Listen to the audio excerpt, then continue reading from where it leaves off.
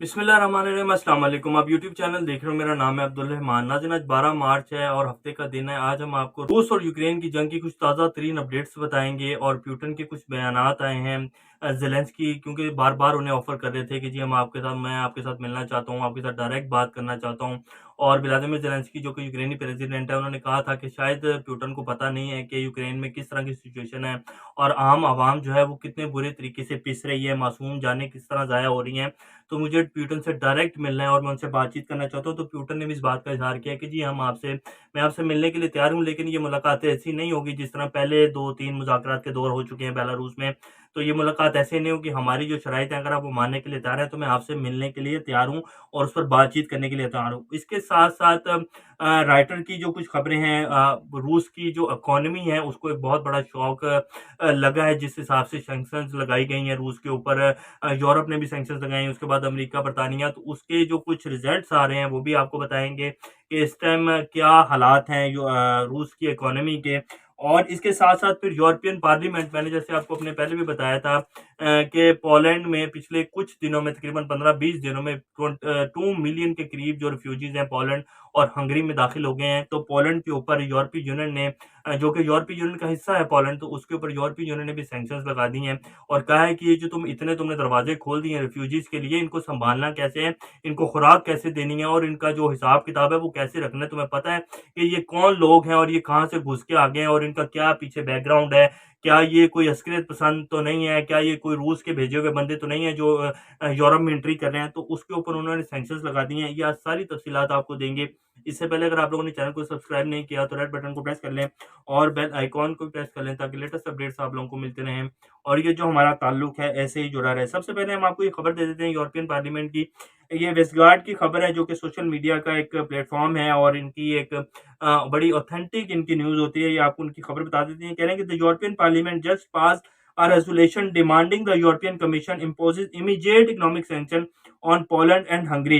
478 MPs voted for 155 against. 478 ने voted किए हैं जिनके 155 जो थे इसके अगेंस्ट थे कि पोलैंड के ऊपर सैंक्शन लगा दी हैं। Poland took in 1.4 million refugees in 2 weeks and is struggling with the economic cost. वो कह रहे हैं कि पोलैंड ने तकरीबन 2 हफ्तों के दरमियान जो है 14 लाख के करीब रिफ्यूजीज को पोलैंड और हंगरी ने अपने अंदर घुसा लिया है और इसकी जो है इकोनॉमिक कॉस्ट जो है पोलैंड को नहीं पता कि इसके क्या आफ्टर इफेक्ट्स आने जा रहे हैं।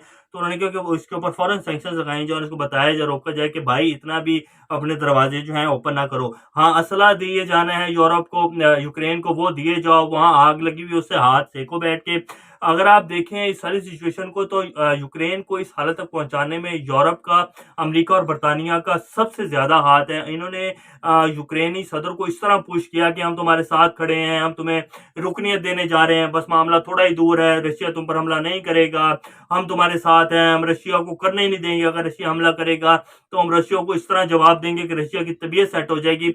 लेकिन वो सारे दावे धरे के धरे रह गए। अमेरिका ने पहले दिन ही कह दिया कि जी हम कोई फौजी नहीं भेज रहे। यूरोप भी जो है उसने उन्होंने बारहा मुतालबा किए कि जी हमारा नो फ्लाई जोन करार दे दिया जाए। फिर जब प्यूटन ने कहा कि करके तो देखो नो फ्लाई जोन में तुम्हारी तबीयत सेट कर दूंगा पूरे यूरोप की, कोई भी अगर नो फ्लाई जोन करार देगा और इस हवा की जो है निगरानी करेगा यूक्रेनी हवा की, तो वो फिर हमारे साथ सीधा जंग में होगा। तो फिर वो ये सोच कर आए कि रूस के साथ उसकी जंग है। तो यूरोप की भी तबीयत सेट कर दी। उसके बाद अमेरिका और बर्तानिया ने तो सिर्फ अपने हाथ सेकने थे और उनकी ये चाल चाल थी। तो यूक्रेन को इस हद तक लाने में यूरोप का सबसे बड़ा हाथ है। अगर ये उसको ज़ुबानते दे देते रूस के साथ मुज़ाकरात ये सही मायने में करते और कहते कि जी हम कोई रुकनीत नहीं देने जा रहे, और ये जो व्लादिमीर ज़ेलेंस्की अब कह रहे हैं कि जी हम कोई नेटो की रुकनीत नहीं लेते, हम इस मुतालबे से पीछे हट रहे हैं। अगर ये पहले कर लेते, ये जो आम आज लाखों की तादाद में लोग बेघर हुए हैं, कितनी मासूम जानें जो हैं वो इस जंग का लुकमा बन गई हैं, तो ये सब कुछ ना होता। लें और कुछ आपको बता देते हैं कि इस टाइम क्या हालात चल रहे हैं, ऑन ग्राउंड सिचुएशन क्या है यूक्रेन में। यूक्रेनी रूस हमले में शदीद ये डीडब्ल्यू उर्दू की खबर है जो हम आपको बता रहे हैं। यूक्रेन रूसी हमले में शिद्दत और कैफ के आसपास लड़ाई में तेजी।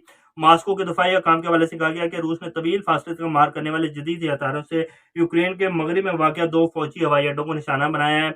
इस ऐलान के साथ ही रूस ने नए इलाकों में हमलों की निशानदही भी की है। अब आपको ये राइटर की खबर है जो कि रशियन इकोनॉमी के हवाले से ये बता देते हैं। Russian economy is a shock from unprecedented economic war. Kremlin कह रहा है कि रशियन इकोनॉमी को एक बहुत बड़ा शौक आया है और the Kremlin said on Thursday that Russian economy was experiencing a shock, and that measures were being taken to soften the impact of what it described as an absolutely unprecedented economic war being waged against Moscow। कि वो कह रहे हैं कि जी हमने ये एक बहुत बड़ा शौक है, ये इनके जो इकोनॉमिक के हवाले से डेमिस्ट्री पास्कोव जो कि तर्जुमान है क्रिमिनल के, उन्होंने कहा है कि जी हमारी इकोनॉमी इस टाइम एक शौक में है और हम उसके ऊपर जो इम्पैक्ट आ रहा है, इतना बड़ा शौक आ रहा है इकोनॉमी को, हम उसके मेजर्स ले रहे हैं और उसको कह रहे हैं कि वो थोड़ा सॉफ्ट हो जाए, इकोनॉमी के ऊपर इतना बड़ा झटका ना लगे हमारी इकोनॉमी को, तो उसके लिए मेजर्स लिए जा रहे हैं। और ये लाजमी बात है, ये तो होना था। और मॉस्को के खिलाफ ये जो वेस्ट ने इतनी अगेंस्ट सैंक्शंस लगाई हैं, इसके बारे में भी बातचीत चल रही है और देखते हैं क्या बनता है। लेकिन अभी हम अपनी इकोनॉमी को जो है उसके हिसाब से मेजर्स ले रहे हैं जो सैंक्शंस लगाई गई हैं। तो ये इस टाइम लेटेस्ट सिचुएशन है और ज़ेलेंस्की कह रहे हैं कि जी मैं बात करने के तैयार हूँ, और पुतिन कह रहे हैं कि हम बात तो करेंगे, लेकिन हमारी जो वही मुतालबा जो पहले थे वो हैं, अगर आप वो मानने के लिए तैयार हैं तो आ जाएँ, हम बातचीत भी कर लेते हैं और जंगबंदी भी कर लेते हैं।